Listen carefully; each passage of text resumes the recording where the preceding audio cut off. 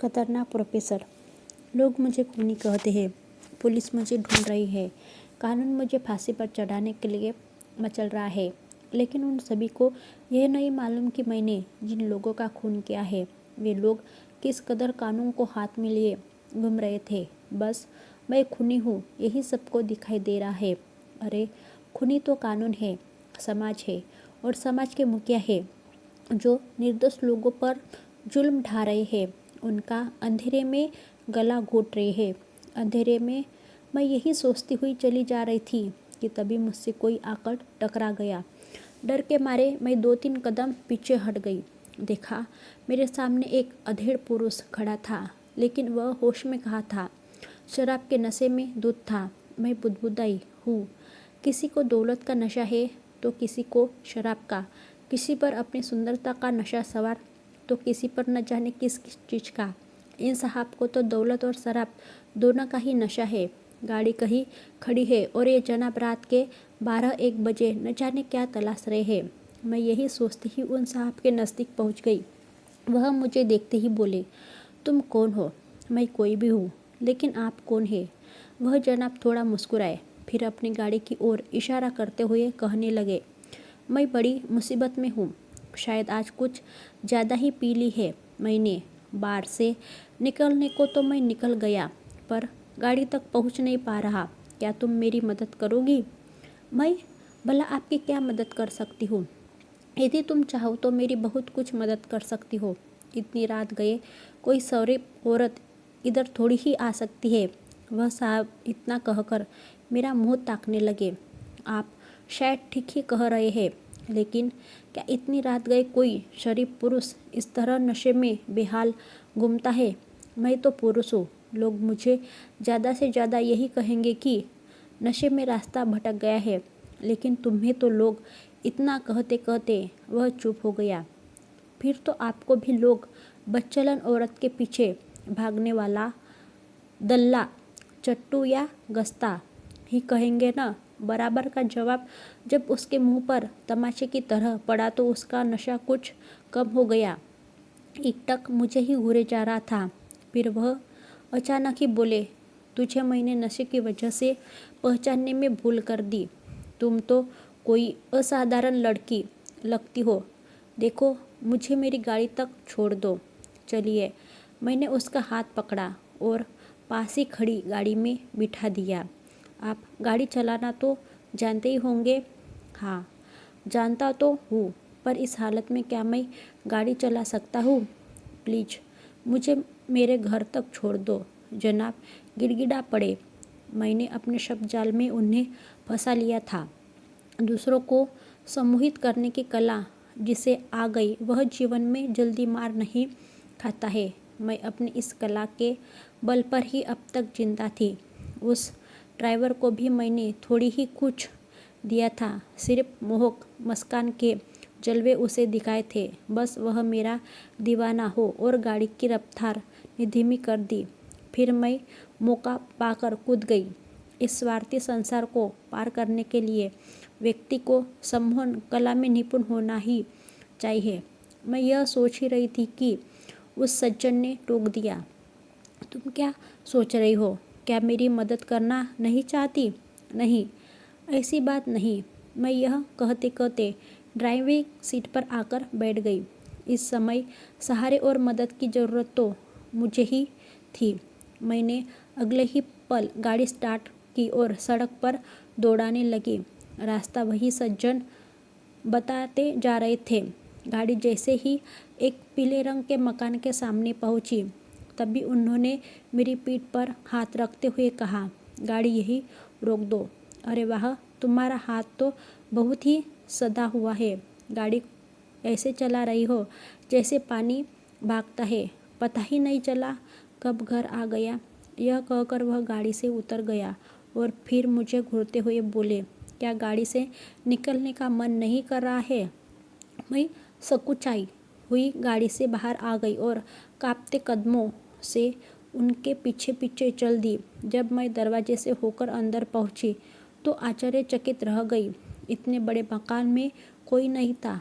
तभी वह मेरे पास आकर बोले, डरो मत, यहाँ मेरे और तुम्हारे सिवा फिलहाल कोई नहीं है। मेरा नाम जनार्दन है। मैं राजनीति शास्त्र का प्रोफेसर हूँ। मैं आश्चर्य से प्रोफेसर जनार्दन की ओर देखते हुए बोली, आपकी उम्र तो अच्छी खासी है, फिर इस मकान में कोई और क्यों नहीं है? अजीब लड़की हो भई। ये भी कोई सवाल हुआ कि कोई क्यों नहीं है? मैंने शादी नहीं की है। बस मेरी दुनिया कॉलेज और कॉलेज के छात्रों तक ही सीमित है। बस क्या उम्र गुजारने के लिए इतना कम है? प्रोफेसर जनार्दन यह कहकर मुस्कुरा पड़े, आप झूठ बोल रहे हैं। आपकी दुनिया बार में भी है, शराब भी, और मैं इससे आगे बोल न सकी। आगे के शब्द बर्फ बनकर ठहर गए। तुम तो काफ़ी होशियार मालूम पड़ती हो। मेरे साथ जब रहना शुरू कर दोगी तो सवाल करना भूल जाओगी।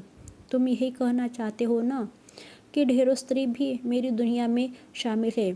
माय स्वीट हार्ट, तुम इन सभी स्त्रियों से अधिक कीमती और अनमोल हो जो मेरे जीवन में या कभी हुआ करती थी।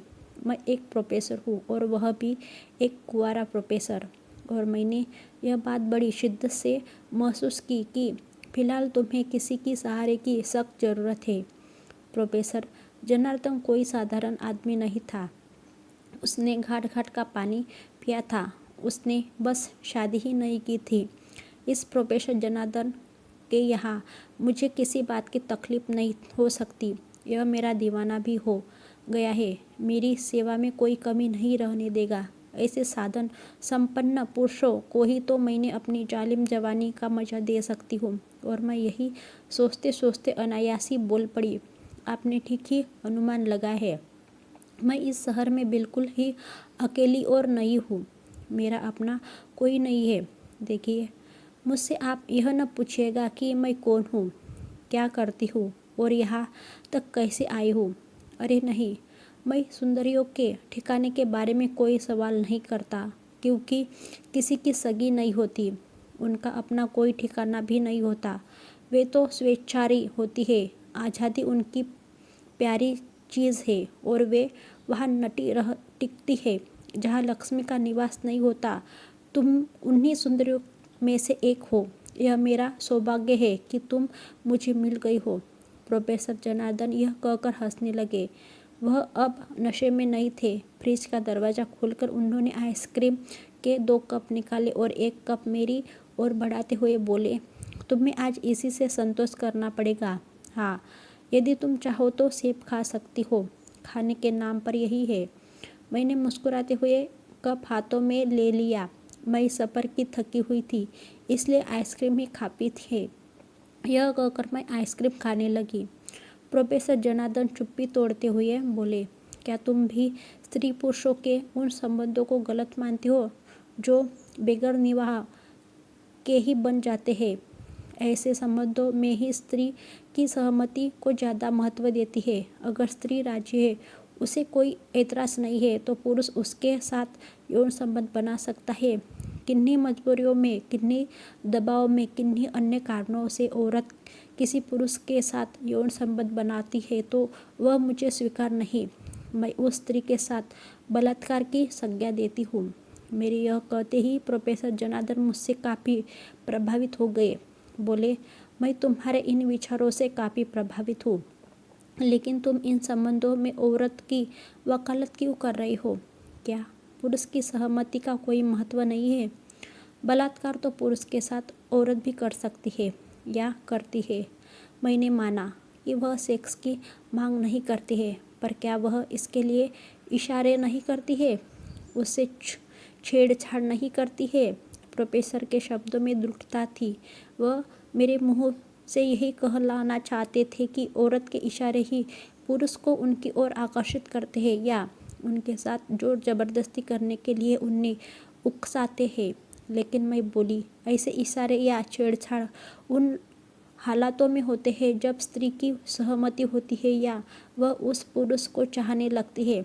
वैवाहिक या अवैवाहिक संबंधों में यह कोई ज़रूरी नहीं कि स्त्री पुरुष एक दूसरे को चाहते ही हो। चाहत या प्रेम एक अलग चीज़ है और सेक्स एक अलग चीज़ है। जिसके विवाह हुआ है उससे शारीरिक संबंध प्रेम हो या न हो बनाने ही पड़ते हैं। कहीं स्त्री पुरुष के साथ बलात्कार करती है तो कहीं स्त्री के साथ पुरुष बलात्कार करता है। ऐसा वैवाहिक अवैवाहिक दोनों ही संबंधों में होता है। मुझे स्त्री पुरुष के संबंधों के विषय में अच्छी जानकारी है। पुरुष ऐसे मामलों में ज़्यादा निष्ठुर, स्वार्थी और असरवादी होते हैं। प्रोफेसर जनार्दन मेरे पास आकर कहने लगे, इसका मतलब तुमने ढेर सारे पुरुषों को बहुत करीब से परखा है। मैं कैसा लगा तुम्हें? आप भी मेरे जीवन में आए उन्हीं पुरुषों की तरह ही है। मैं किन मुसीबतों से गुजर रही हूँ, मेरी तबीयत कैसी है, मेरी सहमति है या नहीं, आप भी उन्हीं पुरुषों की तरह जानना नहीं चाहते हैं और जानने की कोशिश भी नहीं करनी चाहिए, क्योंकि मैं भी तो आपको इस्तेमाल कर रही हूँ। यह कहकर मैं पलंग पर टांगें फैलाकर लेट गई और सोचने लगी, जीवन में रखाई क्या है? जितना है उसका ढंग से जी लेने में ही जीवन की सार्थकता है। प्रोफेसर जनार्दन ने मुझे सहारा दिया है, मेरी कीमत का इसे एहसास है, मेरी सेवा में तन मन धन से लगा हुआ है। मैंने यही सोचते सोचते प्रोफेसर मेरे करीब आकर बोले, क्या तुम्हारी सहमति है? मैंने उनके गाल पर जोर से चिकोटी काट दी। मैं हंस पड़ी। जब एक बुद्धिजीवी कह जाने वाले प्रोफेसर की यह हालत है तो फिर लोग एक आम आदमी को क्यों गालियाँ निकालते हैं?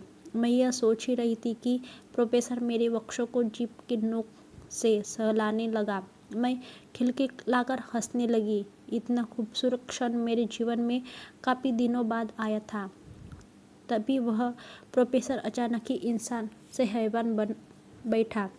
मेरे शरीर नोचने खरोचने लगा और दांतों से भी काटने लगा। मैं जोर जोर से चीखने लगी, लेकिन उसकी भुजाओं की पकड़ से स्वयं को छुड़ा न सकी।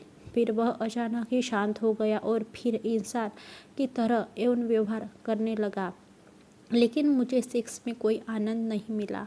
अधिकांश पुरुष होते ही ऐसे हैं जो सिर्फ स्वयं के लिए ही सहवास करते हैं। और प्रोफेसर जनार्दन जब थक गया तो वह जाकर दूसरे कमरे में सो गया। मैं निर्जीव सी घंटों बिस्तर पर यूं ही पड़ी रही। मेरा सारा शरीर लहलहान हो गया था। मुझे ऐसा लग रहा था जैसे कुछ देर पहले ही किसी भेड़िए से मेरी मुठभेड़ हो गई हो और उसने मेरे शरीर को घायल कर दिया हो। शायद यह स्थिति अधिकांश औरतों की भी है। पुरुष के इस खूनी यौनाधरण को झेलना उसके जीवन से जुड़ गया है। पुरुष इसी को सहवास कहते हैं। न जाने मैं यही सब सोचते हुए कब सो गई, इसका होश ही न रहा। सुबह के 4 बजे जब मेरी आँख खुली तो मैं खटर पटर की आवाज़ सुनकर सहम गई। जब मेरी दृष्टि सामने पड़ी तो आंखें आश्चर्य से फटी की फटी रह गई। 2 खूबसूरत 18-19 वर्षीय युवती अर्धनग्न प्रोफेसर जनार्दन की बाहों में थी और प्रोफेसर सहित वे दोनों युवतियाँ भी शराब के नशे में धुत थी। मैं बिस्तर पर ही बैठी बैठी बोली, प्रोफेसर, इन लड़कियों ने तुम्हारा क्या बिगाड़ा है जो इनकी असल से भी खेल रहे हो और इन्हें नशे की लत भी डाल रहे हो?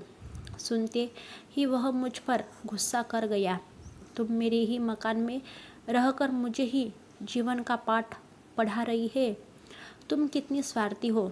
अपने लाभ के लिए तुम किसी से भी यौन संबंध बना सकती हो, पर दूसरों को ऐसा करते नहीं देख सकती। इन लड़कियों को मुझसे काम है। ये अच्छे नंबरों से पास होना चाहती है। देह बेचना क्या सिर्फ तुम ही जानती हो? ये अपनी स्वेच्छा से मेरे पास आई है। नहीं, इसमें इनकी स्वेच्छा शामिल नहीं है। ये तुम्हें रिश्वत के रूप में अपनी देह दे रही है। ये मजबूर है। ये तुम्हारे दबाव में आकर ऐसा कर रही है। मेरी यह कहते ही प्रोफेसर हंसने लगा। कल रात की मानसिक दबाव में तो मैंने तुम पर भी जोर डाला था। तब तुम तो कुछ भी नहीं बोली। तुम भी तो मजबूर हो। तुम्हारे पास घर नहीं है, पैसे नहीं है, नई जगह में तुम आई हो। तुमने अपनी देह मुझे ये सब पाने के लिए ही तो दी। फिर दूसरों के लिए उल्टा क्यों सोचती हो? प्रोफेसर की बातों का मेरे पास कोई ठोस जवाब नहीं था, इसलिए मैं चुप हो गई। अब मैं सोच रही थी, इस दुनिया में हर कोई मजबूर है और इसी मजबूरी का फ़ायदा एक व्यक्ति दूसरे व्यक्ति से उठा रहा है। मुझे इस जगह को फ़ौरन छोड़ देना चाहिए। मुझे अब मजबूरियों के आगे झुकना नहीं है। यह सोचते ही मैं उठ खड़ी हुई, कपड़े पहने और प्रोफेसर के मकान से निकल गई। अगर आपको ये स्टोरी अच्छी लगे तो प्लीज़ लाइक, शेयर और सब्सक्राइब कीजिए। Thank you.